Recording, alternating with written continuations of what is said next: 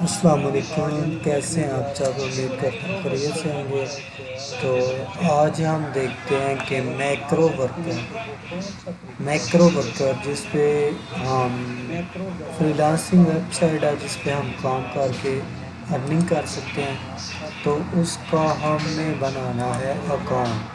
تو وہ کیسے بنا سکتے ہیں؟ سب سے پہلے گوگل میں جائیں گے، میکرو ورک سرچ کریں گے۔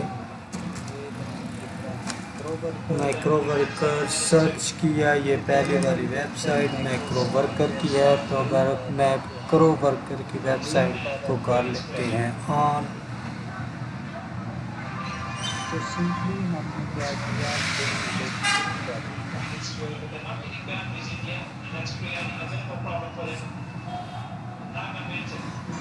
تو یہ جو ہے آپ کے سامنے جو شو ہوتی آ رہی ہے یہ میکرو ورکر، جناب آپ کے سامنے آ گئی میکرو ورکر کی ویب سائٹ۔ تو ہم نے سمپل اس کو رجسٹریشن کرنی ہے اس میں۔ تو یہ کافی لمبا سا ایک فارم ہے، یہ فل کرنا پڑے گا۔ یہاں پہ میں لکھتا ہوں اپنا فرسٹ نیم، یہاں پہ لاسٹ نیم، یہاں پہ جینڈر، کمپنی ہے ہی نہیں ہماری، کمپنی کیا ہے؟ السلام علیکم، ویلکم ٹو انٹلیکچوئل مائنڈس۔ دوستوں آج ہم بات کریں گے 1992 کی کرکٹ کے ورلڈ کپ کے بارے میں، جس میں ای میل دینا ہے یہاں، جیسے کہ میرا ای میل یہ ہے، جس کا شمار شاید اس وقت کی کمزور ٹیمز کو ملا تھا، کیسے ایک مضبوط لیڈرشپ اور ٹیم مینجمنٹ کے تھرو ورلڈ کپ جیتنے میں، اور پاسورڈ اپنے حساب سے کوئی بھی لگا لینا ہے۔ پاسورڈ سلیکٹ کرنے کے لیے، پاسورڈ بنانے کے لیے یہ کیا پرووائڈ پہ مد نظر رکھنی پڑتی ہے، وہ یہ ہے کہ میلنگ ایڈریس پہ ہوتا ہے، letter, no letter, special character, numeric letter شامل۔ دوستوں 9 یا 10 اکتوبر کی بات ہے کہ نواز شریف لاہور میں اپنی رہائش گاہ جاتی عمرہ میں موجود تھے۔ انہوں نے اپنے military secretary brigadier Javed Iqbal کو بلایا اور قریب آنے پر انہیں کہا کہ وہ اپنا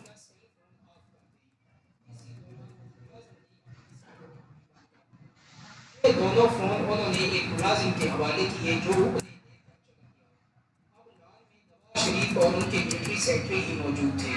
وزیر اعظم نے ان سے کہا، میں نے جنرل پرویز مشرف کو چیف آف آرمی اسٹاف کے عہدے سے فارغ کرنے کا فیصلہ کر لیا ہے۔ جاوید اقبال سناٹے میں آ گئے۔ انہوں نے کہا، سر یہ خطرناک ہوگا، آپ جانتے ہیں کہ جنرل ضیاء الحق وزیر اعظم ذوالفقار علی بھٹو کو پھانسی کے پھندے پر لے گئے تھے۔ وزیر اعظم نے ملٹری سیکرٹری سے کہا کہ آخر قانونی اور آئینی طور پر میرے اس آرڈر اور اس فیصلے میں کیا ہے؟ جاوید اقبال نے وضاحت سے بتایا کہ جنرل مشرف اور ان کے 2 ساتھی جرنیل جنہوں نے کارگل کا آپریشن کیا ہے، کسی صورت یہ نہیں چاہیں گے کہ انہیں ریٹائر کر کے ان کا کورٹ مارشل کیا جائے، لہٰذا وہ اپنے بچاؤ کے لیے آخری حد تک جائیں گے۔ یہ ہم نے کیا سبمٹ، اور اب کہتا ہے ای میل ویریفیکیشن کریں، تو ای میل ہم آن کر لیتے ہیں۔ جو کارگل آپریشن کے مرکزی کردار تھے اور جن کے انڈر وہ 111 بریگیڈ ہوتی ہے جو مارشل لاء کی صورت میں وزیر اعظم ہاؤس، پی ٹی وی اور ریڈیو پاکستان پر کنٹرول کرتی ہے، اپنے باس جنرل مشرف کی برطرفی ٹھنڈے پیٹوں برداشت نہیں کریں گے اور ملازمت فیڈ بیک کریں گے۔ بہرحال جاتی عمرہ کے دوران میں ہونے والی یہ آدھے گھنٹے کی ملاقات اس بات پر ختم ہوئی کہ نواز شریف جنرل مشرف کو ریٹائر کو مہارت کریں گے، لیکن ان کے ملٹری سیکرٹری ہر صورت اس خبر کو راز رکھیں گے اور ہر روز خطوں میں وزیر اعظم کے وفادار رہیں گے۔ یہ میٹنگ ختم ہوئی، موبائلز دوبارہ آن ہوئے تو وزیر اعظم کو ملنے کے لیے ایک سینئر صحافی جاتی عمرہ میں موجود تھے۔ یہ صحافی تھے نذیر ناجی۔ انہیں نواز شریف کے بیٹے کے ساتھ مل کر جنرل مشرف لو جناب ہے، رجسٹریشن ہو گئی کمپلیٹ، اتنی سی بات تھی۔ اور آگے یہ دیکھیں ہمارے ٹاسک آ گئے ہیں، یہ آپ دیکھ سکتے ہیں 0.08 0.08 0.20، اس کے بعد 0.8 0.10 یہ ارننگ ہے 0.12۔ تو کام سمپل ہے بس۔ اس ملاقات کے 2 بنیادی ایجنڈے تھے۔ ایک مسئلہ یہ تھا کہ دبئی سرکار کے پاکستانی بینکوں میں 45 کروڑ ڈالر جمع تھے۔ شیخ زاہد انہیں دبئی یہاں پہ ہم کوئی بھی پاکستان کے معاشی حالات بہت اچھے نہیں تھے، اس لیے پاکستان چاہتا تھا کہ دبئی یہ رقم پاکستانی بینکوں ہی میں رہنے دے یا فوری طور پر نہ نکلوائے۔ دوسرا مسئلہ ٹاسک دیکھتے ہیں کہ کیسے کمپلیٹ کرنا ہے۔ سب سے پہلے یہ دیکھیں تو یہ کہتا ہے ٹی ٹی وی Gmail create an account, کہ اس کے لیے ہمیں ایک اکاؤنٹ جی میل کا اوپن کرنا پڑے گا۔ تو کہتا ہے یہاں پہ کہتا ہے کہ enter your phone number without country اور ریڈ گرین، یہاں پہ کہتا ہے کہ اپنا فون نمبر دے دیں، تو میں اپنا فون نمبر دیتا ہوں۔ نواز شریف نے ضیاء الدین بٹ کو اشارتاً بتا دیا کہ وہ انہیں نیا آرمی چیف بنانے کی پلاننگ کر رہے ہیں۔ اسی سفر میں وزیر اعظم کے ساتھ ایک بار پھر نذیر ناجی اور ان کے بیٹے حسین نواز موجود تھے، جو خاموشی سے ایک طرف بیٹھے جنرل مشرف کی برطرفی ویریفائی کہتا ہے کہ فون کریں، تو میں ویریفائی کر لیتا ہوں۔ کہتا ہے کہ کیا کرنا کیا ہے جناب، ہم نے send S M S with text active to, یہ نمبر ہے فرام یور فون نمبر۔ تو میں اپنے موبائل نمبر پہ جاتا ہوں اور ہاں جی، تو یہ میں اپنے موبائل کی سکرین پر آ گیا، میسیج آن کیا، اور یہاں پہ میں جو میں نے نمبر دیا ہوا تھا وہ ٹائپ کیا،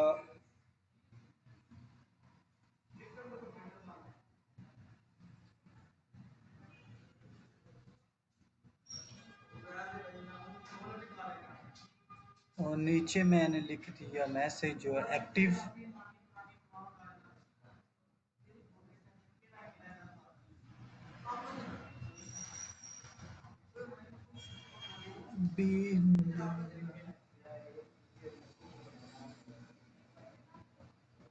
چلیں آپ لکھ دیتے ہیں میسیج ایکٹیو۔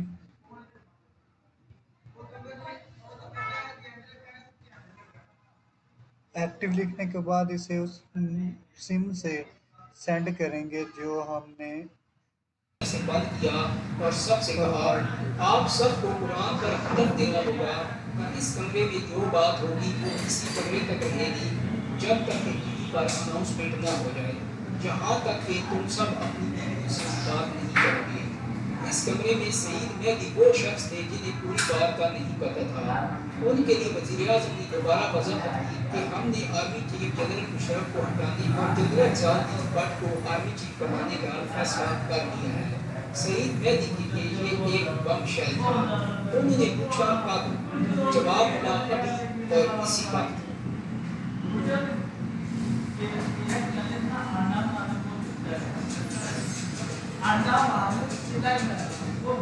جس وقت یہ بات ہو رہی تھی چودھری نثار علی خان اور شہباز سعید مہدی نے وزیر اعظم سے وہی بات جو اس سے پہلے جنرل مصطفیٰ کہہ چکے تھے۔ سر چودھری نثار اور شہباز شریف نہیں موجود ہیں۔ وزیر اعظم نے بھی وہی پہلے والا جواب دیا کہ مشورے کا وقت نہیں رہا۔ پھر وزیر اعظم نے آرڈر ٹائپ کروایا اور اکتوبر کے لیے خود صدر رفیق تارڑ کے پاس چلے گئے۔ صدر رفیق تارڑ نے سینے لکھا اور دستخط کر دیے۔ یہ دستخط شدہ کاپی اب وزیر اعظم کے ہاتھ میں تھی، اور دوسری چیز جسے انہوں نے ٹی وی پر اناؤنس کرنا تھا، یعنی تقریر، وزیر اعظم نے سیکرٹری ڈیفنس کو بلا لیا۔ ان سے کہا گیا کہ آرمی چیف کی تبدیلی کا فائنل نوٹیفکیشن جاری کر دیا جائے کہ جنرل مشرف ریٹائرڈ ہو چکے ہیں اور کارگل پر انکوائری شروع ہو گئی ہے، اور lieutenant general Zia Uddin but کو ترقی دے کر فور اسٹار جنرل اور آرمی چیف بنا دیا گیا ہے۔ اب باری تھی جنرل ضیاء الدین کو پاک فوج کا باقاعدہ چارج دینے کے لیے وزیر اعظم پوسٹ بلانے کی۔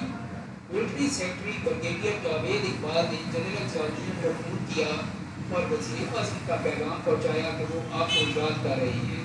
اس سے چند دن پہلے پنجاب میں دہشت گردی کے 3 بڑے واقعات ہوئے تھے، جن پر جنرل ضیاء کی اسی دن شہباز شریف سے وزیر اعظم ہاؤس میں ایک اہم میٹنگ طے تھی۔